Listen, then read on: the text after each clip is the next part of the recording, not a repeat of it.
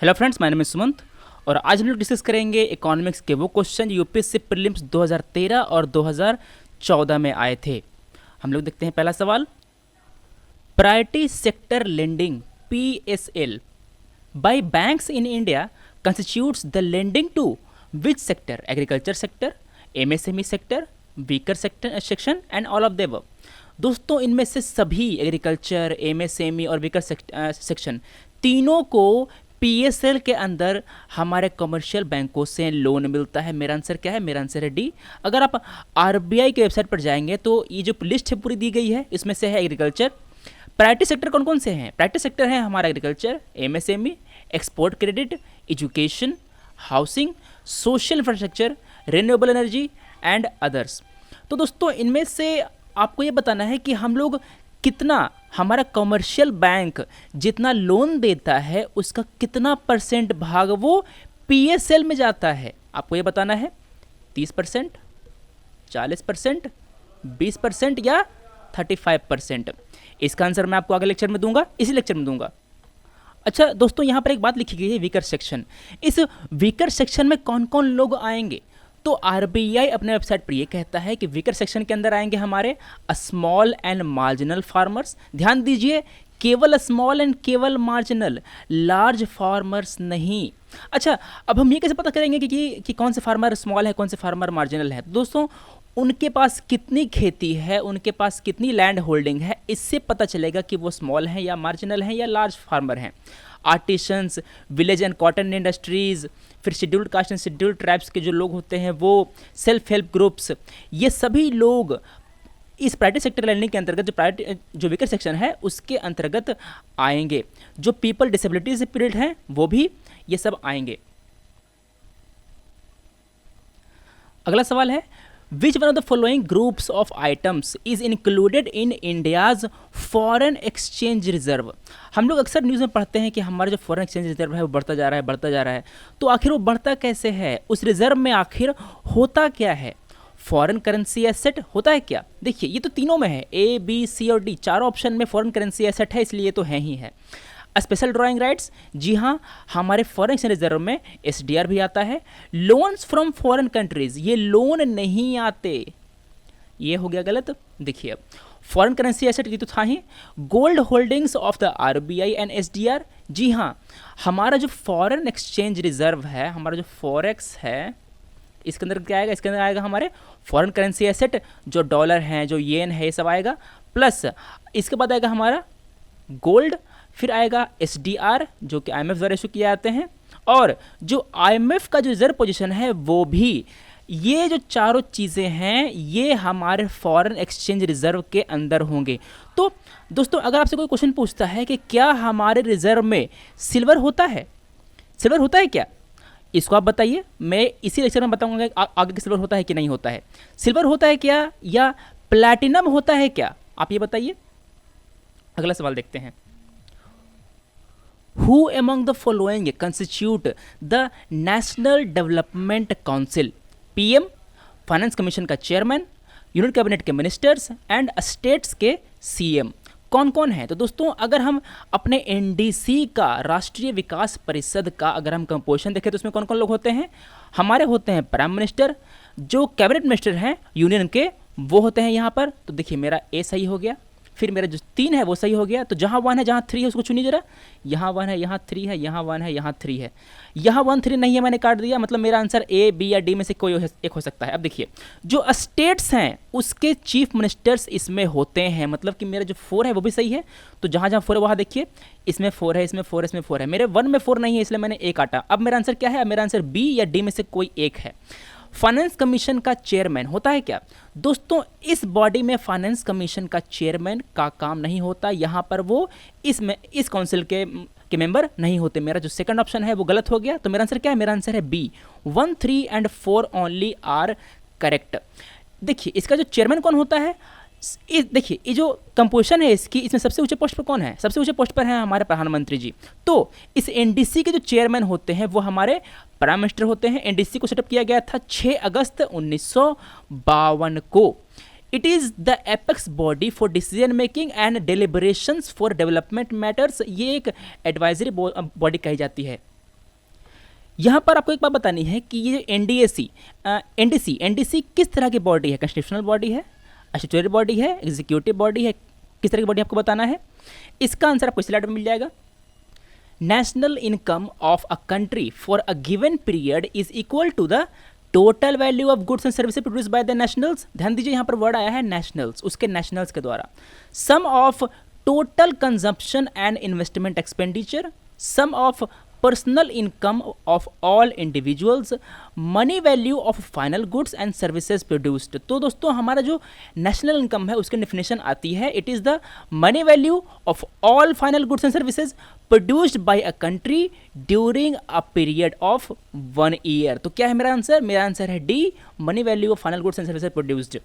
अगला सवाल, which are the following constitute capital account. अच्छा, जो कैपिटल अकाउंट होता है वो कहाँ होता है? हमारा जो बैलेंस ऑफ पेमेंट है, इसको मैंने पहले लेक्चर में मैं आपको एक्सप्लेन कर दिया है। बीओपी के अंदर होते हैं 2 अकाउंट, एक होता है करंट अकाउंट, दूसरा होता है कैपिटल अकाउंट। ठीक है, तो देखिए इनमें से जो कैपिटल अकाउंट है इसके अंदर क्या क्या आता है। अच्छा, करंट के अंदर क्या आता है? करंट के अंदर आता है बैलेंस ऑफ ट्रेड और बैलेंस ऑफ इनविजिबल्स। ध्यान दीजिए, balance of trade and balance of invisibles. Capital account के अंतर्गत क्या क्या आता है? अब आपसे ये पूछ रहा है, foreign loans, foreign direct investment, private remittance, portfolio investment. दोस्तों इसमें कैपिटल अकाउंट में आखिर होता क्या है? इसमें कोई भी short term and long term capital transaction होते हैं। कोई विदेशी नागरिक भारत में आकर के इन्वेस्ट करता है तो क्या ला रहा है? वो वहाँ से कैपिटल ला रहा है। कोई अमेरिकन कंपनी अमेजॉन यहाँ आके इन्वेस्ट करती है तो यहाँ वो क्या ला रही है? यहाँ वो एफडीआई ला रही है। वो क्या है? वो कैपिटल है ना। तो वो हमारे कैपिटल अकाउंट के अंतर्गत काउंट होगा। आप कोई एफडीआई ला रहे हैं, आप किसी इंडियन कंपनी में शेयर खरीद रहे हैं, मतलब कि आप पोर्टफोलियो में इन्वेस्टमेंट कर रहे हैं, ये दोनों 2 और 4 ये दोनों आएंगे आपके कैपिटल अकाउंट के अंतर्गत। तो देखिए कहाँ कहाँ है 2 और 4? 2, 4 बस एक ही में है 2, 4, बाकी में ए में नहीं है, सी में नहीं है, डी में नहीं है। मेरा आंसर अपने आप आ गया बी। समझ रहे हैं? मतलब कि हमको फॉरेन लोन्स और प्राइवेट रेमिटेंस देखना भी नहीं पड़ा।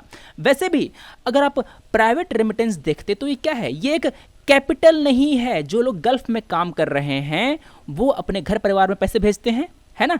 वो जो पैसे होते हैं वो कहलाते हैं रेमिटेंस, और ये रेमिटेंस कैपिटल नहीं होता। ठीक है, तो मेरा 3 क्या है? 3 आएगा मेरा किस में आएगा? ये आएगा मेरा करंट अकाउंट के अंतर्गत आएगा। ठीक है, तो मेरा आंसर क्या है? मेरा आंसर है बी, 1, 2 और 4 आर करेक्ट। अच्छा, इसके अंतर्गत तो हमें पता चला कि हमारा जो एफडीआई है और पोर्टफोलियो इन्वेस्टमेंट है वो है। इसके अलावा और क्या क्या है दोस्तों? इस एफडीआई और एफपीआई के अलावा जो एनआरआई डिपॉजिट है वो भी हमारे कैपिटल अकाउंट में आता है। ध्यान दीजिए, ये रेमिटेंस नहीं है, ये डिपॉजिट है। अगर कोई एनआरआई, अगर कोई नॉन रेजिडेंट इंडियन हमारे किसी बैंक में अपना पैसा जमा करता है तो वो क्या है? वो पैसा वो बाद में निकालेगा, वो इंडिया से बाद में पैसा ले जाएगा, वो हमारी लायबिलिटी है। समझ रहे हैं? तो ये जो आता है वो कैपिटल अकाउंट के अंतर्गत आता है। Financial derivatives, borrowing by private sector and government from external agents. मान लेते हैं कि हमारे भारत सरकार ने आईएमएफ से या वर्ल्ड बैंक से कोई लोन लिया, तो वो क्या आया? वो वहाँ से हम लोग कैपिटल लोन में लिए, है ना, तो वो हमारे कैपिटल अकाउंट के अंतर्गत आएगा। हमारा जो रिजर्व एसेट है वो भी हमारे कैपिटल अकाउंट के अंतर्गत आएगा। हम जो क्वेश्चन डिस्कस करते हैं वहाँ पर जो स्लाइड्स होती हैं, वहाँ पर जो हमारे जो डाटा लिखे होते हैं, फैक्ट लिखे होते हैं, इसको आप ध्यान से पढ़िए। इसमें मैं काफ़ी सारे जो इन्फॉर्मेशन होते हैं वो मैं आपको कंपाइल करके लाता हूँ। अगला सवाल देखते हैं हम लोग। अच्छा दोस्तों, आपको एक बात और बता दूं कि अभी मैंने बताया कि जो करंट अकाउंट है उसके अंदर क्या आता है? Balance of trade. Balance of trade उसके अंतर्गत क्या होता है? क्या यहाँ पर हम केवल गुड्स का ट्रेड काउंट करते हैं? क्या हम यहाँ पर सर्विस का ट्रेड काउंट करते हैं? क्या हम यहाँ पर गुड्स एंड सर्विसेज दोनों का ट्रेड काउंट करते हैं? ठीक है, तो आप मुझे बताइए, इसका भी आंसर मैं आपको इस लेक्चर में दूंगा आगे। In the context of Indian economy, open market operations refer to borrowing by scheduled banks from the RBI, lending by commercial bank to industry and trade, purchase and sale of government securities by the RBI। मान लेते हैं कि किसी कारण से हमारी economy में जो मनी सप्लाई है वो बढ़ गई है, तो क्या होगा? हमारे इकोनॉमी में मनी सप्लाई बढ़ गई है, लोगों के पास आ गया ज़्यादा पैसा। हमारे यहाँ इन्फ्लेशन बढ़ जाएगा। क्यों? क्योंकि लोगों के हाथ में ज़्यादा पैसा है, वो लोग अब स्पेकुलेशन करेंगे, वो लोग अब जो बोली लगाएंगे कि अभी इसका दाम 10 रुपये है तो आपको मैं इसके 11 रुपये पे करूँगा, मैं आपको 12 रुपये पे करूँगा। इस तरह से जो गुड्स है उसका दाम बढ़ता जाएगा। तो जो हमारा जो सेंट्रल बैंक है, हमारा जो आरबीआई, उसका काम क्या है? उसका काम है हमारे मॉनेटरी पॉलिसी को बनाना, उसको एग्जीक्यूट करना। ध्यान दीजिए, मॉनेटरी पॉलिसी को बनाता है हमारा सेंट्रल बैंक मतलब कि आरबीआई, और जो फिस्कल पॉलिसी है उसको बनाता है हमारी सरकार, हमारा गवर्नमेंट। अब देखिए, जो बैंक है उसका काम क्या है? उसका काम है इन्फ्लेशन को कंट्रोल करना। ये इन्फ्लेशन कंट्रोल कब होगा? जब हमारे इकॉनमी में से मनी सप्लाई घटेगी, है ना, तभी तो लोगों के हाथ से पैसा कम होगा। तो ये मनी सप्लाई कैसे घटेगी? आरबीआई करती क्या है कि वो जो गवर्नमेंट सिक्योरिटीज़ हैं उसको वो बेचना शुरू करती है। आरबीआई ने गवर्नमेंट सिक्योरिटीज़ को बेचना शुरू किया, पब्लिक ने, बैंक ने उस गवर्नमेंट सिक्योरिटी को खरीदा और क्या किया? इस सिक्योरिटी के बदले उन्होंने दिया आरबीआई को पैसा, है ना। तो हमारी इकोनॉमी से, हमारी जनता के हाथ से, हमारे बैंकों के हाथ से जो पैसा था वो कहाँ ट्रांसफ़र हुआ? वो ट्रांसफ़र हुआ हमारी आरबीआई के हाथ में। हमारी इकोनॉमी में से मनी सप्लाई घट गया, इन्फ्लेशन अब कंट्रोल होगा। अगर हमारे इकोनॉमी में किसी कारण से मनी सप्लाई घट गई तो क्या होगा? हमारे इकोनॉमी में डिफ्लेशन आ रही होगी या फिर डिसइन्फ्लेशन आ रही होगी।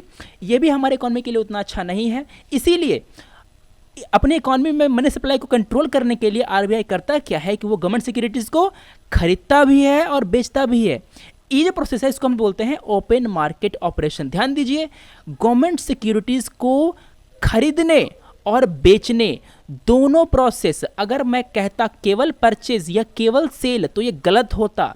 मैं यहाँ पर कह रहा हूँ purchase and sale of government securities. जी हाँ, खरीदना और बेचना, गवर्नमेंट सिक्योरिटीज़ को खरीदना बेचना दोनों आएगा ओपन मार्केट ऑपरेशन के अंतर्गत। मेरा आंसर है सी। अगला सवाल देखते हैं। The main objective of 12th 5-year plan is what? Inclusive growth and poverty reduction, inclusive and sustainable growth, sustainable and inclusive growth to reduce unemployment, faster sustainable and more inclusive growth। दोस्तों, मैंने पिछले lectures में जो 5-year plan है उसका मैं theme पूछता रहता हूँ। हमारा जो बजट है साल का उसका भी थीम मैंने पहले पूछ लिया है। क्यों पूछा था? क्योंकि हमें पता होता है कि यूपीएससी ऐसे क्वेश्चंस पूछती रहती है। जो 5-year प्लान है, जो बजट है, जो स्कीम्स हैं, उसका थीम यूपीएससी पूछती रहती है। इसने 2014 में ये थीम पूछ दिया। 12th 5-year प्लान का थीम क्या है? इसका ऑब्जेक्टिव है, इसका थीम है faster, sustainable and more inclusive growth. मेरा आंसर है डी। 11th 5-year प्लान का थीम, इसका ऑब्जेक्टिव क्या है आप मुझे बताइए। The term marginal standing facility rate, MSF rate and net demand and time liabilities sometime appearing in news are used in relation to। दोस्तों, ये NDTL और MSF ये सब वगैरह हम लोग बहुत पहले डिस्कस कर चुके हैं। काफ़ी इजी क्वेश्चन है। Banking operation, communication networking, military strategies, supply and demand of agriculture products. ऐसे क्वेश्चन हर व्यक्ति कर ले जाते हैं जो कि बेसिक इकोनॉमी पढ़े होते हैं। आंसर क्या है? आंसर है बैंकिंग ऑपरेशन। जो NDTL होता है वो बैंक का होता है, उसकी डिमांड एंड टाइम लायबिलिटी जनता ने, ये है हमारी जनता, ये है हमारा बैंक। जनता ने कुछ पैसे जा करके जमा किए बैंक में, ये पैसे हैं हमारे सेविंग अकाउंट में। अब देखिए, ये जो पैसे जमा हुए वो क्या हुआ? वो हुआ डिमांड डिपॉजिट। पब्लिक जब चाहेगा वो पैसे को निकाल सकता है, डिमांड कर सकता है उस बैंक से। अगर पब्लिक ने इस पैसे का कुछ भाग फिक्स कर दिया किसी निश्चित समय के लिए तो उसे क्या कहेंगे हम लोग? उसे कहेंगे हम लोग टाइम डिपॉजिट। ध्यान दीजिए, डिमांड डिपॉजिट आप कभी भी निकाल सकते हैं। टाइम डिपॉजिट, आपका पैसा एक निश्चित अवधि के लिए फिक्स होगा, अगर आप समय से पहले निकालेंगे तो आप पे पेनल्टी लगेगी। तो आपके लिए तो ये है डिपॉजिट, जो बैंक है उसके लिए है लायबिलिटी। क्यों? क्योंकि आपके पैसे को वो वापस लौटाएगा, आप मांगेंगे तो वो लौटाएगा, उसके लिए बैंक के लिए ये एक लायबिलिटी है। इसीलिए हम लोग इसे कहते हैं डिमांड एंड टाइम लायबिलिटी। आपकी डिमांड डिपॉजिट उसकी डिमांड लायबिलिटी है और आपकी टाइम डिपॉजिट उसके लिए टाइम लायबिलिटी है। आपकी डिपॉजिट उसके लिए है लायबिलिटी, तो बैंक का एसेट क्या है? बैंक ने आपको लोन दिया है ना, वो उस बैंक का है एसेट। समझे आप? बैंक ने जो आपको जो लोन दिया है वो बैंक का एसेट है। यहाँ पर क्वेश्चन आया था MSF के बारे में, तो यहाँ पर मैंने MSF को विस्तार में यहाँ पर डिस्कस कर दिया है, इसको आप पढ़ लीजिएगा। हम लोग देखते हैं अगला सवाल। To obtain the full benefit of demographic dividend, what should India do?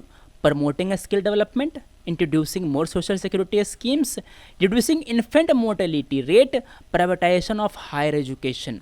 तो दोस्तों देखिए, आखिर डेमोग्राफिक डिविडेंड होता क्या है? हमारी जनसंख्या में कुछ लोग होते हैं वर्किंग पॉपुलेशन के अंतर्गत, कुछ लोग होते हैं डिपेंडेंट पॉपुलेशन के अंतर्गत। जो छोटे बच्चे होते हैं, जो बड़े बुजुर्ग होते हैं, वो सब क्या होते हैं? वो सब होते हैं डिपेंडेंट पॉपुलेशन। देखिए, हमारे यहाँ जो लोग 15 साल से 64 साल के बीच के लोग हैं, उससे हम लोग कहेंगे वर्किंग एज पॉपुलेशन के अंतर्गत। और जो 0 से 15 के बीच में है या 64 से ऊपर के बीच में है, उन्हें हम कहेंगे डिपेंडेंट पॉपुलेशन। तो देखिए, अगर हम इस डिपेंडेंट पॉपुलेशन को वर्किंग एज पॉपुलेशन से डिवाइड कर दें तो क्या होगा? ये हमें देगा डिपेंडेंसी रेशियो। ध्यान दीजिए, dependency ratio is the ratio of children and elderly to those in the working age. ठीक है, तो dependency ratio equal to dependent population upon working population. तो देखिए, अगर हमारा वर्किंग पॉपुलेशन ज़्यादा है तो हम कहेंगे कि हमारे पास डेमोग्राफिक डिविडेंड है। ध्यान दीजिए दोस्तों कि हमारे यहाँ हमारा जो जनसंख्या है उसका 63.4% जो पॉपुलेशन है वो वर्किंग एज पॉपुलेशन है। ध्यान दीजिए, 63.4% पॉपुलेशन जो है हमारा वर्किंग एज पॉपुलेशन है। इसलिए हम लोग कहते हैं कि हमारे यहाँ डेमोग्राफिक डिविडेंड है, मतलब कि हमारे जो नौजवान लोग हैं वो काफ़ी ज़्यादा हैं। नौजवान लोग हैं तो काफ़ी ज़्यादा, हमारे यहाँ मजदूर काफ़ी ज़्यादा हैं, मगर अगर हमें इस डिविडेंड का, अगर हमें इसे डेमोग्राफिक डिविडेंड का हमें पूरा फ़ायदा उठाना है तो क्या करना पड़ेगा? देखिए, डेमोग्राफिक डिविडेंड, अच्छा आपकी डेमोग्राफी डिविडेंड तब बनती है जब उसके पास स्किल हो। आपके जो लोग हैं, आपके जो नौजवान हैं, वो आपका डिविडेंड, आपका फ़ायदा, आपका मुनाफा तभी बनता है जब उसके पास स्किल हो, जब वो काम करने लायक हो। अगर उसके पास कोई स्किल नहीं होगी, वो नालायक होगा, वो किसी काम का नहीं होगा, वो हम पे डिपेंडेंट रहेगा। जो दूसरे जो लोग हैं ना, जिसके पास स्किल है, वो उस पर डिपेंडेंट रहेगा। तो अगर हमें इन लोगों को वर्किंग पॉपुलेशन के अंदर लाना है, मतलब वो तो है ही, मतलब कि उनको अगर हमें एम्प्लॉयबल बनाना है तो क्या करना होगा? हमें स्किल डेवलपमेंट करना होगा। उन लोगों को हमें स्किल प्रोवाइड करानी होगी, उनको हमें एम्प्लॉयबल बनाना होगा, तभी वो लोग अपना जो काम करेंगे और वो इनकम कमाएंगे। जो पर कैपिटा इनकम है वो तभी बढ़ेगा। मेरा आंसर क्या है? मेरा आंसर है ए। इस तरह हम लोग जो GS1 का जो सोशोलॉजी पार्ट है उसके आंसर हम लोग इस तरह लिखते हैं। मैंने आपको पहले ही कहा है दोस्तों कि हम लोग प्रीलिम्स की प्रिपरेशन नहीं करते, हम लोग प्रीलिम्स की और मेंस की दोनों की हम लोग कंबाइंड प्रिपरेशन करते हैं। अगर आपने मेंस का सिलेबस तैयार कर लिया है तो आपका प्रीलिम्स का सिलेबस खुद ब खुद तैयार हो गया। आपको अब जो छोटे छोटे फैक्ट हैं बस उन्हीं पे ज़्यादा ध्यान देना होगा प्रीलिम्स के लिए, स्पेशली जो कि आप प्रीलिम्स के ठीक 2 महीने पहले, आखिरी 2 महीने पहले होते हैं, उसमें आप करेंगे। तो इनमें से बी नहीं है, सी नहीं है, डी नहीं है, मेरा आंसर है ए। एक आर्टिकल आया था इंडियन एक्सप्रेस में, उनमें से मैंने जो डाटा है उसको कंपाइल किया है, इसको आप पढ़ लीजिए। हम लोग देखते हैं अगला सवाल। A general rise in level of prices may be caused by, जो प्राइजेज हैं उनमें राइज कब आएगा? जो प्राइजेज उसमें राइज मतलब क्या? मतलब कि इन्फ्लेशन हमारे यहाँ कब आएगा? जब there is an increase in money supply. चीख कर बता रहा हूँ, अगर हमारे इकोनॉमी में मनी सप्लाई बढ़ेगा तो हमारे यहाँ क्या आएगा? इन्फ्लेशन आएगा। मेरा पहला सही है। अ decrease in aggregate level of output, अगर हमारे यहाँ प्रोडक्शन कम हो गया, मतलब कि अगर हमारे यहाँ सप्लाई कम हो गई तो क्या होगा? जो लोग हैं, डिमांड वही है मगर सप्लाई कम हो गई, मतलब कि लोगों के पास पैसा वही है, सप्लाई कम हो गई तो लोग क्या करेंगे? लोग अब बोलियां लगाएंगे, बोलेंगे कि यार 10 ही तो तरबूज हैं, अगर मेरे पास पैसे हैं तो मैं इस 10 में से कोई एक खरीदूंगा, भले ही ज़्यादा पैसा देना पड़े। तो अगर हमारा सप्लाई, अगर हमारा आउटपुट डिक्रीज कर जाए तो क्या होगा? हमारे यहाँ जो प्राइसेस हैं वो बढ़ जाएंगे। मेरा सेकंड सही हो गया। N increase in effective demand, अगर डिमांड ही कम हो जाए तो क्या होगा? जो दाम है वो घट जाएंगे। अगर डिमांड कम हो जाएगा तो जो गुड्स हैं वो पड़े रहेंगे, जो मैन्युफैक्चरर है वो उस गुड को बेचने के लिए उसका प्राइस कम कर देगा। मगर क्या क्या रहा है? Effective demand is increasing, demand बढ़ रहा है, इसीलिए जो प्राइस है वो बढ़ेगा। मेरा 1, 2 एंड 3 तीनों सही है। ये है बेसिक इकोनॉमिक्स। मेरा आंसर है D. Which one of the following is likely to be most influential in effect. 4 option दिए गए हैं आपके पास ABCD, इनमें से चारों हो सकते हैं इन्फ्लेशनरी, मगर यहाँ पर कह रहा है मोस्ट, सबसे ज़्यादा इन्फ्लेशन कौन लाएगा?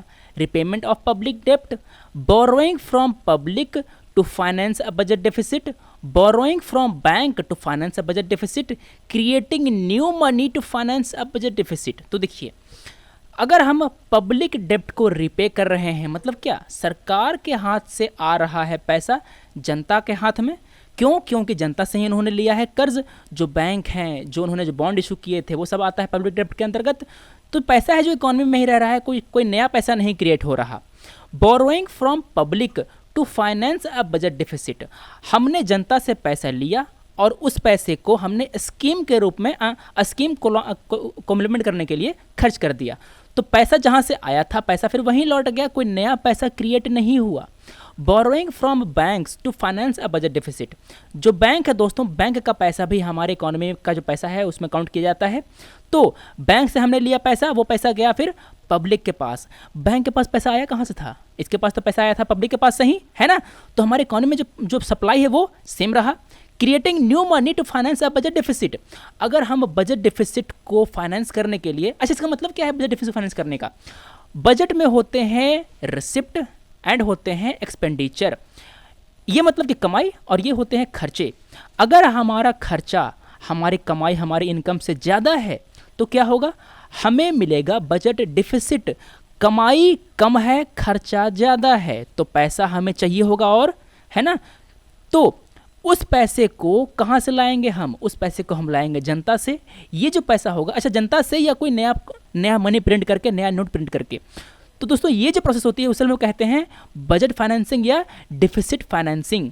इसको अगर आप नया मनी क्रिएट करके, अगर आप नए नोट प्रिंट करके करते हैं तो ये सबसे ज़्यादा इन्फ्लेशनरी होता है, इससे सबसे ज़्यादा इन्फ्लेशन आती है। क्यों? क्योंकि आप सीधे मनी सप्लाई बढ़ा दे रहे हैं, समझ रहे हैं? तो मेरा आंसर है डी। A, B और C तीनों से ज़्यादा खतरनाक है डी। इसीलिए अगर हमको अपना डिफिसिट को फाइनेंस करना है तो ये जो मनी प्रिंट करने का जो ऑप्शन है वो सबसे अंतिम ऑप्शन रखा होता है हमारे सरकार ने। Supply of money remaining the same when there is an increase in demand for money there will be what? Supply of money same है, मतलब कि मनी हमारा जो इकोनॉमी है उसमें मनी सप्लाई सेम है। अब जो मनी का जो डिमांड है वो बढ़ गया, मनी का जो डिमांड है वो बढ़ गया, तो क्या होगा? हमारे बैंकों के पास है मनी, ठीक है? जो लोग हैं वो डिमांड किससे करेंगे? डिमांड करेंगे बैंकों से ही तो करेंगे, जहाँ से जाकर के वो लोन लेंगे। तो अगर बैंक के पास ज़्यादा लोग लोन लेने जाएंगे तो क्या होगा? बैंक अपना लोन रेट को कम कर देंगे, अपने इंटरेस्ट रेट को कम कर देंगे। क्यों? क्योंकि उनको एक निश्चित प्रॉफिट मार्जिन मेंटेन करना होता है। एक निश्चित इंटरेस्ट रेट से वो कम पर वो आपको लेंड नहीं करेंगे, और अगर उसके पास ज़्यादा कस्टमर जा रहे हैं तो वो उस इंटरेस्ट रेट को घटा भी देंगे ताकि और लोग उसके पास लोन लेने के लिए आएँ। तो a fall in level of prices, ये होगा क्या? चूंकि हमारे इकोनॉमी में सप्लाई मनी का सप्लाई निश्चित है, इसलिए क्या होगा? जो प्राइसेस हैं उसमें घटेगा नहीं, प्राइस बढ़ेगा नहीं जब तक कि जो गुड्स हैं उसकी सप्लाई डिमांड में कोई चेंज नहीं होता। तो मेरा आंसर ए नहीं है। And increase in interest rate, interest rate में इंक्रीज कब होगा? जब बैंक के पास कम लोग लोन लेने जाएंगे। अगर बैंक के पास कम लोग लोन लेने जाएंगे तो बैंक क्या कहेगा? बैंक कहेगा कि मैं आपको अब ज़्यादा इंटरेस्ट पर ब्याज दूंगा, क्योंकि अब हमें 100 लोगों से ही हमें 1 लाख रुपए वसूलना है। 100 लोगों से ही हमें अब 1 लाख रुपए वसूलना है। अगर ज़्यादा लोग लोन लेने जाएंगे तो क्या होगा? उन्हें अब 200 लोगों से अब 1 लाख रुपए वसूलना है, इसीलिए जो इंटरेस्ट रेट होगा वो कम होगा। मेरा आंसर क्या है? मेरा आंसर है C, a decrease in the interest rate. जो रेट है उसमें कमी लाई जाएगी ताकि और लोग लोन लें और बैंक का जो प्रॉफिट है वो और बढ़े। मेरा आंसर है सी। अगला सवाल देखते हैं हम लोग। PSL डिस्कस करते वक्त हमने क्वेश्चन पूछा था आपसे कि हमारे जो कमर्शियल बैंक है उसको कितना % लोन हमारे प्राइवेट सेक्टर को देना होता है। मैंने आपको क्वेश्चन दिया था 30%, 40%, 30% और 20%। तो इसका आंसर क्या है? इसका आंसर है 40%। उनने जो लोन दिया है उसका 40% लोन उन्हें इस प्राइवेट सेक्टर को देना होगा। फिर आपसे हमने क्वेश्चन पूछा था कि क्या हमारे फॉरेन एक्सचेंज रिजर्व में चांदी होता है क्या या प्लेटिनम होता है क्या? दोस्तों आपको लगेगा कि प्लेटिनम तो सोने से महंगा धातु है इसीलिए शायद प्लेटिनम होता होगा। नहीं, हमारी फॉरेन एक्सचेंज रिजर्व में केवल गोल्ड ही होता है, न चांदी होता है, न प्लेटिनम होता है। आप इस चक्कर में ना फंसें। अगला सवाल मैंने पूछा था कि हमारा जो बैलेंस ऑफ ट्रेड है, बैलेंस ऑफ ट्रेड में हम किसका बैलेंस देखते हैं? गुड्स के एक्सपोर्ट इंपोर्ट का, सर्विसेज के एक्सपोर्ट इंपोर्ट का, या गुड्स एंड सर्विसेज के एक्सपोर्ट इंपोर्ट का? तो दोस्तों अगर हम कहते हैं बैलेंस ऑफ ट्रेड, तो हम ये देखते हैं कि हमने जो गुड्स, केवल गुड्स कितना एक्सपोर्ट किया, कितना इंपोर्ट किया। अगर हमने 100 करोड़ रुपए का गुड्स अगर हमने एक्सपोर्ट किया और केवल 90 करोड़ रुपए का गुड अगर हमने इंपोर्ट किया, तो क्या होगा? हमारा जो बैलेंस ऑफ ट्रेड है वो क्या है? फेवरेबल है। क्यों? क्योंकि हम कम इंपोर्ट कर रहे हैं, ज़्यादा एक्सपोर्ट कर रहे हैं। अगर ये उल्टा होता, मतलब कि 100 का मंगाते 90 का भेजते, तो हमारा बैलेंस ऑफ ट्रेड होता जो अनफेवरेबल होता हमारे इकोनॉमी के लिए। ध्यान दीजिए, यहाँ पर हम केवल गुड्स का एक्सपोर्ट इंपोर्ट डिस्कस कर रहे हैं, यहाँ पर कोई सर्विस नहीं, गुड्स एंड सर्विसेज भी नहीं, केवल गुड्स। तो आगे देखते हैं हम लोग। In India deficit financing is used for raising resources for what? Economic development, redemption of public debt, adjusting the balance of payment, reducing the foreign debt. दोस्तों हम हमने जो लोन लिया है फॉरेन कंट्री से, उसको देने के लिए डिफिसिट फाइनेंसिंग नहीं करते, डी गलत है। बैलेंस ऑफ पेमेंट को एडजस्ट करने के लिए हम डिफिसिट फाइनेंसिंग नहीं करते, सी गलत है। हम अपना पब्लिक डेप्ट को चुकाने के लिए हम इसको इस्तेमाल नहीं करते, हम अपने इकोनॉमिक डेवलपमेंट के लिए इसका इस्तेमाल करते हैं डिफिसिट फाइनेंसिंग को। देखिए आखिर डिफिसिट होता क्या है? डिफिसिट का मतलब होता है difference between expenditure and receipt. आमदनी अठन्नी खर्चा रुपया, ये होता है सीधा डिफिसिट, आप याद रखिए, ठीक है। अब हमारी आमदनी है अठन्नी, खर्चा है रुपया, तो 50 पैसा और 1 रुपया। तो देखिए हमारा जो गैप है 50 पैसे का, वो कहाँ से आएगा? उस गैप को भरने के लिए हम जो मनी लाएंगे, कहीं से भी लाएं, उसे हम लोग कहते हैं डिफिसिट फाइनेंसिंग। हम लोग जो गड्ढा खोदा है, हमारा जो गैप है, इसको हम लोग फाइनेंस कर रहे हैं। इसको हम लोग कहाँ कहाँ से करेंगे? इसके वेज क्या क्या हैं? 1, 2 और 3, इसको आप देख लीजिए। हम लोग ये जो डिफिसिट फाइनेंसिंग है, इसको हम लोग करते हैं जो हमारे बजट में खर्च ज़्यादा होते हैं और आमदनी कम होती है। हम जनरली ये चाहते हैं कि हमारा जो बजट है वो डिफिसिट बजट हो, सरप्लस बजट ना हो। ये दोनों टर्म क्या होता है आप मुझे बताइए नीचे कमेंट सेक्शन में, गूगल सर्च कीजिए, जो करना है कीजिए, आपको फ़ायदा होगा, आप बताइए। तो अगर हमें बजट में पैसा कम रहा है तो हम क्या करेंगे? हम डिफिसिट फाइनेंसिंग करेंगे और हम इकोनॉमिक डेवलपमेंट करेंगे अपना। मेरा आंसर है ए। आपको बताना है ए अब ये कि हमारे यहाँ भारत में जो मनी को प्रिंट करना है, जो नोट को प्रिंट करना है, उसकी अथॉरिटी किसके पास है? कौन हमारे यहाँ बैठ करके नोट छापता है? अगला सवाल, उस अथॉरिटी को किस कानून के तहत ये अथॉरिटी मिली है? उसको ये पावर किस कानून के तहत मिली है? तीसरा question, who manages government's public डेप्ट? सरकार का जो कर्जा होता है, उसका जो पब्लिक डेप्ट होता है, उसको कौन मैनेज करता है? आपको ये बताना है। चौथा क्वेश्चन, हमारा पब्लिक डेप्ट मैनेजमेंट अथॉरिटी, ये जो अथॉरिटी बनाई जा रही है, ये क्यों बनाई जा रही है? इससे किस अथॉरिटी का वर्कलोड कम होगा? आपको ये बताना है। ये क्वेश्चन करंट अफेयर का है, प्रीलिम्स में आने के काफ़ी ज़्यादा चांसेस हैं, आप बताइए।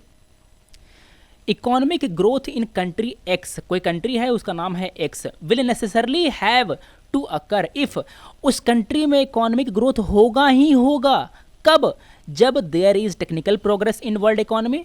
अरे यार, वर्ल्ड इकोनॉमी में जब प्रोग्रेस होगा तो हमारे कंट्री पे होगा या होगा नहीं, हमें कैसे पता? अगर पूरी वर्ल्ड इकोनॉमी में प्रोग्रेस हो रहा है और हमारी इकोनॉमी क्लोज्ड इकोनॉमी है, तो हमारी इकोनॉमी में कुछ नहीं होगा। मेरा ए गलत हो गया। There is population growth in A, population growth हो और इकोनॉमिक ग्रोथ उसको फॉलो करे, ये कोई जरूरी नहीं। हो सकता है जो जनसंख्या बढ़ रही है वो नालायक हो, वो अनएम्प्लॉयबल हो, उसके पास स्किल नहीं हो, तो क्या होगा? हमारे इकोनॉमी में ग्रोथ होगा क्या? नहीं। जो नई जो जनसंख्या क्रिएट होगी वो केवल लायबिलिटी होगी। आपको मैंने अभी एक्सप्लेन किया डिविडेंड वाले क्वेश्चन में कि हमारा जो डिविडेंड है उसको कैसे हम लोग चेंज करते हैं एक डिविडेंड में। तो मेरा बी गलत है। There is capital formation of X, जी हाँ, उस कंट्री में अगर कैपिटल फॉर्म होता है तो वहाँ पर इकोनॉमिक ग्रोथ होना ही होना है, ये निश्चित है। आंसर है C. The volume of trade grows in world economy. देखिए अगर आप एलिमिनेशन से भी चलते तो आप काट सकते थे, मैंने ए काटा, मैंने बी काटा, मैंने डी भी काटूंगा। क्यों? क्योंकि अगर वर्ल्ड इकोनॉमी का जो ट्रेड है वो अगर ग्रो करता है तो हमारी कंट्री पे कोई फर्क पड़ेगा, ये कोई जरूरी नहीं हो सकता है हमारी इकोनॉमी क्लोज हो। तो जब मैंने ए काटा, बी काटा, डी काटा, मेरा आंसर आराम से मिल जाता सी। ऐसे मिल रहा है। देखिए हमारा जो खेती किसानी है उसमें जो कैपिटल फॉर्मेशन है दोस्तों वो काफ़ी कम है। आपको जनरली सुनने को मिलता होगा कि हमारा जो खेती किसानी है, हमारा जो कल्चर है वो काफ़ी पिछड़ा हुआ है, उसमें जो टेक्नोलॉजीज इस्तेमाल होती हैं वो काफ़ी पिछड़ी हुई इस्तेमाल होती हैं। तो आखिर ऐसा क्यों है? क्योंकि हमारा एग्रीकल्चर में जो कैपिटल फॉर्मेशन हुआ है वो काफ़ी कम हुआ है। हमारे पास इरिगेशन के साधन काफ़ी कम है, हमारे यहाँ जो सॉइल टेस्टिंग सेंटर है वो काफ़ी कम है, जो रोड्स हैं वो काफ़ी ख़राब हैं। आप देखिए कि एक गांव से जहां पर खेती हो रही है वहां से अगर आपको अपनी फसल लेकर जाना है मार्केट, रोड इतने ख़राब होते हैं कि लोग फसल लेकर के मार्केट तक जाते भी नहीं, वो अपने गांव के बगल में ही जो छोटी छोटी मंडी लगती है जहां पर जो व्यापारी आते हैं वो वहीं बेच देते हैं। मुझे कैसे पता? क्योंकि मैं खुद किसान हूं, मैं खुद ये सब्जियां बेचता हूं, मेरे खुद खेत हैं। तो अगर हम अपनी इकोनॉमी में अगर हम कैपिटल फॉर्म करें, नए नए रोड बनाएं, अगर हम उस किसानों को अगर हम इरिगेशन के साधन प्रोवाइड कराएं, अगर हम उन्हें माइक्रो इरिगेशन की सर्विसेज जो सुविधा है वो प्रोवाइड कराएं, मतलब कि ड्रिप इरिगेशन हो गया, स्प्रिंकलर हो गया, अगर हम उन्हें ये दें तो क्या होगा? हमारा वाटर सेव होगा, जो प्रोडक्टिविटी है एग्रीकल्चर की वो बढ़ेगी। क्यों? क्योंकि फ्लड इरिगेशन से काफ़ी ज़्यादा एफिशिएंट होता है हमारा ड्रिप इरिगेशन और स्प्रिंकलर इरिगेशन। समझ रहे हैं? स्प्रिंकलर और ड्रिप को हम लोग कहते हैं माइक्रो इरिगेशन की टेक्निक्स और फ्लड को कहते हैं मोटा मोटी जो पहले होता था वो। तो देखिए हम लोग अगर ऐसे काम करते हैं, अगर हम पॉली हाउस लगाते हैं अपने खेतों में तो क्या होगा? हम उन फसलों को लगा सकते हैं जो कि बेमौसम हम उपजा सकें उस पॉली हाउस में। मतलब देखिए अभी अगर संतरे का सीज़न नहीं भी है, अच्छा छोड़िए उसको, संतरे छोड़िए, अगर किसी पर्टिकुलर क्रॉप का सीज़न, मान लेते हैं कि कद्दू का सीज़न अगर अभी नहीं भी है तो उसको हम लोग उस पॉली हाउस में उगा सकते हैं, पॉली हाउस POLY हाउस, इसमें उगा सकते हैं और अच्छी जो इनकम है वो वसूल सकते हैं। क्यों? क्योंकि अगर सीज़न नहीं है तो बाकी लोग उसकी सप्लाई कम करेंगे, मार्केट में उसकी सप्लाई कम रहेगी। अगर उस चीज़ को मैं सप्लाई करूँगा, अगर आपको सर्दियों में आम मिल जाए तो क्या होगा? वो आम बिकेगा महंगा, है ना? क्यों? क्योंकि आम तो आते हैं गर्मियों में, अगर आप सर्दियों में अगर आम प्रोवाइड करने लग जाएं तो आपका आम महंगा बिकेगा ना। वही टेक्नोलॉजी हम लोग इस्तेमाल करते हैं यहाँ, यही लॉजिक हम लोग इस्तेमाल करते हैं यहाँ। हम पॉली हाउस में वो फसल लगाते हैं जो कि जनरली हम उस मौसम में नहीं लगा सकते। इससे होता है किसानों को फ़ायदा। हमें सरकार को सब्सिडी देनी चाहिए इन सब पर, काफ़ी ज़्यादा सब्सिडी सरकार दे रही है, मगर जो किसान है वो सब्सिडी को अवेल नहीं कर पा रहे हैं। क्यों? क्योंकि रेड टेप है। आप सब्सिडी मांगने जाएंगे तो वो जो लोग जो आपको सैंक्शन करते हैं सब्सिडी, वो आपसे एक कट मांगेंगे। आपको मान लेते हैं कि आपको लेना है 5 लाख की सब्सिडी, वो कहेंगे कि भैया 5 लाख में से ये जो 80,000 रुपये हैं वो हम रख लेंगे पहले ही, आपको केवल 4,20,000 रुपये ही आपको मिलेंगे सब्सिडी में। मुझे कैसे पता? मैंने खुद अप्लाई किया था पॉली हाउस में, मुझसे ये कट मांगा गया था। तो दोस्तों अगर ये जो पूरी टेक्नोलॉजी है, ये जो पूरा जो इशू है इसको सब्सिडी लेने का, इसको अगर हम ऑनलाइन कर दें तो क्या होगा? ये जो इंटरफेस है, जो पब्लिक को गवर्नमेंट के जो लोग हैं उनके पास जाना पड़ता है सब्सिडी के लिए, वो ख़त्म हो जाएगा। हम चुपचाप अपनी जो ज़मीन है उसके कागज़, हम उसके जो पेपर है हम लोग अपलोड करेंगे उसके सर्वर पर, और हमारा जो लोन है वो सैंक्शन हो जाएगा। हम अपने जो प्रोजेक्ट फाइल है उसको रिपोर्ट करेंगे, उसको दिखाएंगे, हमारा लोन सैंक्शन हो जाएगा। ये जो घूस देना पड़ता है 80,000 का या फिर जितना डिमांड किया जा रहा है उतना नहीं देना पड़ेगा, और हम लोग अपना पॉली हाउस बना पाएंगे, हम लोग अपनी टेक्नोलॉजीज़ को इम्प्रूव कर पाएंगे। मेरा आंसर है सी। अगला सवाल देखते हैं। If the interest rate is decreased in an economy it will decrease the consumption expenditure in the economy, increase the total tax collection of the government, increase the investment expenditure in the economy, increase the total saving in the economy। तो दोस्तों इसका answer क्या है? अगर हमारी economy में interest rate कम कर दिए जाएं तो लोग क्या होंगे? लोग बढ़ चढ़कर लोन ले आएंगे। जो इंडस्ट्री होगी हमारी वो और लोन लेने आएगी। क्यों लोन लेगी? उसको अपना बिजनेस एक्सपैंड करना होगा। क्यों एक्सपैंड करना होगा? क्योंकि पब्लिक जा कर के लोन लेगी बैंक से। क्यों? क्योंकि इंटरेस्ट रेट सस्ता है, पब्लिक के हाथ में आया पैसा, पब्लिक ने बढ़ाया डिमांड, पब्लिक ने बढ़ाया डिमांड तो कंपनियों को इस डिमांड को फुलफिल करने के लिए सप्लाई बढ़ानी पड़ेगी, है ना। अगर सप्लाई बढ़ानी पड़ेगी तो क्या करना होगा? हमें उस इंडस्ट्रियलिस्ट को अपनी कंपनी को एक्सपैंड करना होगा, उसको अपनी कंपनी में और इन्वेस्टमेंट करना होगा। मेरा आंसर आ गया सी। तो अब देखते हैं अगला सवाल। अच्छा, अब ये बताइए कि अगर हमारे यहाँ इंटरेस्ट रेट को बढ़ा दिया जाए, घटाने के बजाय अगर बढ़ा दिया जाए तो क्या होगा इन्वेस्टमेंट पर? अगला सवाल है, with reference to union budget which of the following are covered under non plan expenditure. ये दो तरह का होता था, प्लान एंड नॉन प्लान। इसको अभी खत्म कर दिया गया है बजट में, जो पार्टीशन है, ये सेपरेशन है, खत्म कर दिया गया है। अगर तभी आपको आंसर जानना है तो आपको बता दूं कि जो हमारा जो डिफेंस एक्सपेंडिचर है, हमारा जो इंटरेस्ट पेमेंट है, सैलरी, पेंशन वगैरह है, सब्सिडीज जो हैं, ये चारों हमारे नॉन प्लान एक्सपेंडिचर में आते हैं। क्यों? क्योंकि इन्हें हम अपने 5 ईयर प्लान के अंतर्गत खर्च नहीं करते। अगला सवाल, in the context of food and nutritional security of India enhancing the seed replacement rates of various crops helps in achieving the food production targets of the future. अगर हम लोग सीड प्रोवाइड कराएंगे तो क्या, अच्छा, सीड रिप्लेसमेंट क्या होता है? आपने उगाया चावल आपने उगाया, आपके पास हुई 5 बोरियां। अगले साल आप फिर से बोएंगे चावल। आप कौन सा चावल बोएंगे? आपने ये जो चावल उगाए थे ना 5 बोरी, इन्हीं में से आप 2 बोरी को आप बीज के रूप में इस्तेमाल करेंगे और आप इसको बोएंगे। तो आपको यहाँ पर ये बताना है कि ये जो फूड रिप्लेसमेंट रेट है, इसमें कुछ कंस्ट्रेंट्स हैं in its wider and greater implementation. क्या क्या कंस्ट्रेंट है आपको ये बताना है। There is no seed policy in place. दोस्तों, हमारे यहाँ नेशनल सीड पॉलिसी है। अब चूंकि हमारे यहाँ पॉलिसी है तो मेरा पहला स्टेटमेंट तो गलत हो गया। There is no participation of private sector. दोस्तों, अभी हमारे यहाँ भारत में जो सीड्स होते हैं, जो हाइब्रिड सीड्स होते हैं, उसको जनरली हमारा प्राइवेट सेक्टर ही प्रोवाइड कराता है। जो कंपनियाँ होती हैं वही प्रोवाइड कराती हैं। तो अगर हम कहें कि उनका पार्टिसिपेशन नहीं है तो ये गलत होगा। मेरा सेकंड ऑप्शन गलत हो गया। जब मेरा 1 गलत है, मेरा 2 गलत है, मैंने क्या किया? मैंने ए काटा, मैंने सी काटा। अब मुझे देखना है कि मेरा 3 सही है या नहीं। अगर 3 सही होगा तो मैं मारूंगा बी, अगर 3 गलत होगा तो मैं मारूंगा D. There is a demand supply gap regarding quality seeds. जी हाँ दोस्तों, हमारी जो कंपनी है वो हाई प्राइस सीड्स निकालती हैं, प्रोड्यूस करती हैं, बट इन लो वॉल्यूम, काफ़ी कम वॉल्यूम में वो सीड प्रोड्यूस की जाती है। इसलिए यहाँ पर डिमांड सप्लाई गैप है। जो किसान होते हैं वो अपनी जो पिछले साल उगाई गई थी फसल थी, उसी को वो बीज के रूप में इस्तेमाल करते हैं। इसलिए क्या होता है, जो प्रोडक्टिविटी होती है वो थोड़ी कम होती है। मेरा 3 आंसर सही है। मेरा आंसर है B, 3 only is correct.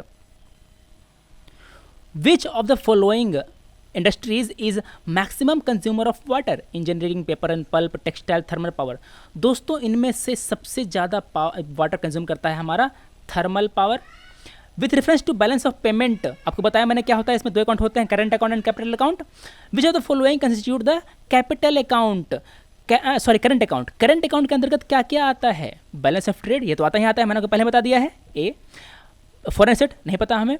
Balance of invisibles, ये आता है क्या? जी हाँ दोस्तों, मैंने आपको पहले बताया है। बैलेंस ऑफ ट्रेड और बैलेंस ऑफ इनविजिबल, ये दोनों 1 और 3 दोनों आते हैं। स्पेशल ड्राइंग राइट्स पता है क्या? मुझे नहीं पता, मुझे 2 नहीं पता, मुझे 4 नहीं पता। मुझे पता है कि मेरा 1 और 3 सही है, तो मैंने क्या किया? मैंने ए काटा, मैंने बी काटा, मैंने डी काटा। क्योंकि 1, 3 इसमें नहीं है, 1, 3 इसमें नहीं है, 1, 3 इसमें नहीं है, मेरा केवल सी ऑप्शन में ही 1 और 3 है।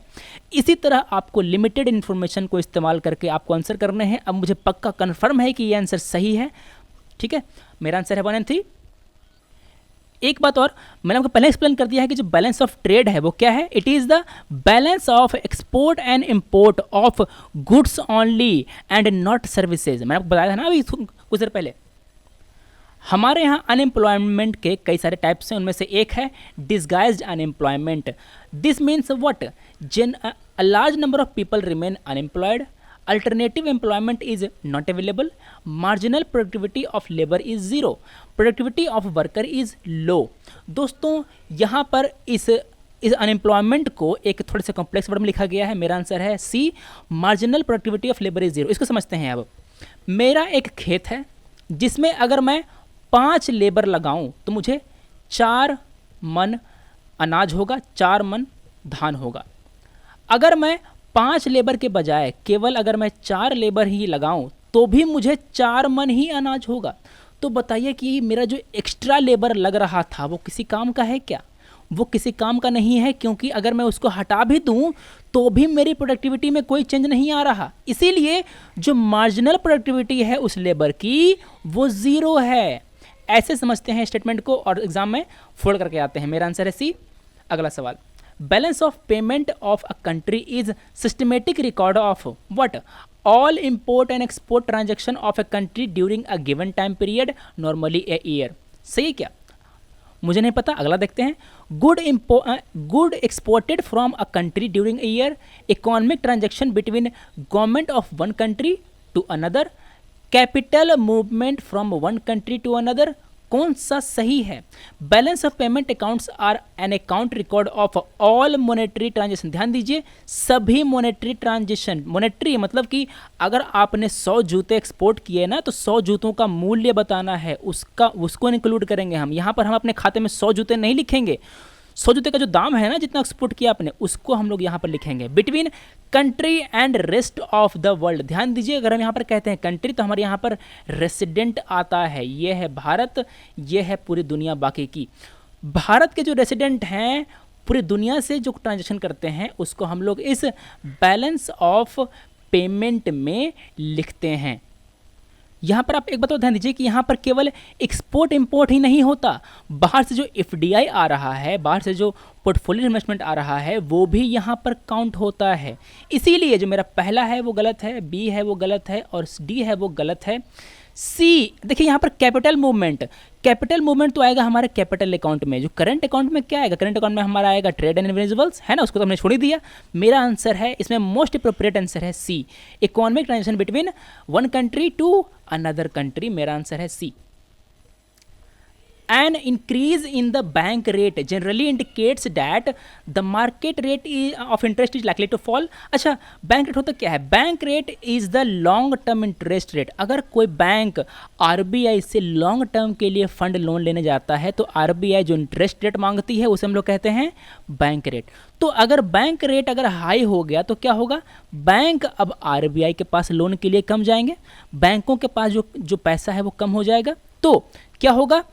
Bank, central bank is no longer making loan to commercial bank, central bank is following easy money policy, central bank is following tight money policy. देखिए यहाँ पर दो वर्ड इस्तेमाल हुए हैं, easy money policy, tight money policy. Easy money policy क्या होती है?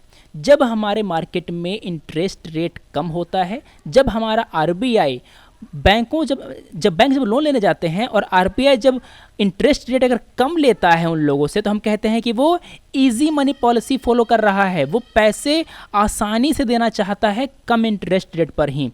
अगर हम कहते हैं टाइट मनी पॉलिसी, इसका मतलब क्या है कि वो बैंकों को रुलाना चाहता है, बैंक जो फंड है वो कम लें, इसीलिए क्या करता है वो आरबीआई अपना इंटरेस्ट रेट को बढ़ा देता है। इसे हम लोग कहते हैं टाइट मनी पॉलिसी। पैसे हो गए टाइट, क्यों? क्योंकि सप्लाई कम हो गई, इंटरेस्ट रेट बढ़ा हुआ है। तो अगर बैंक रेट को बढ़ाया गया, इसका मतलब क्या है? वो टाइट मनी पॉलिसी फॉलो कर रहा है, बैंक लोन अब कम लेंगे। मेरा आंसर है D. Which are the following grant direct credit assistance to rural household. जो ग्रामीण जो घर हैं उनको डायरेक्ट क्रेडिट कौन देता है? यहाँ पर जो डायरेक्ट वर्ड इस्तेमाल किया है ना, वो यहाँ पर कीवर्ड है। RRBs, NABARD, land development bank. तो दोस्तों जो नाबार्ड है, NBARD, नाबार्ड है, वो एक रीफाइनेंसिंग कंपनी है। अगर कोई आरआरबी आपको मतलब कि ग्रामीण जनता को अगर कोई लोन देता है तो नाबार्ड है जो उस लोन को रीफाइनेंस करता है। नाबार्ड जनता को सीधे लोन नहीं देगा, जो लोन दे रहा है ना उसको लोन देगा वो, ठीक है। तो इसे हम लोग कहते हैं रीफाइनेंसिंग। नाबार्ड सीधा लोन नहीं देता, यहाँ पर वो डायरेक्ट क्रेडिट असिस्टेंस प्रोवाइड नहीं करता। मेरा सेकंड है जो गलत हो गया। जब मैंने दो काटा ना तो मैंने काटा ए, मैंने काटा डी और मैंने काटा बी। ए, बी और डी मैंने काट दिया। मेरा आंसर क्या है? मेरा आंसर है सी, 1 और 3 ओनली। इस तरह मैंने केवल नाबार्ड को ही एनालाइज करके मैंने इसका आंसर निकाला। तो दोस्तों आज हमने डिस्कस किया यूपीएससी प्रीलिम्स में जो भी क्वेश्चन इकोनॉमी सेक्शन से आए थे 2013 एग्जाम और 2014 एग्जाम में, उसको। आपकी वीडियो कैसा लगा आप हमें बताइए। हम लोग मिलते हैं अगले वीडियो में। Thanks for watching, take care.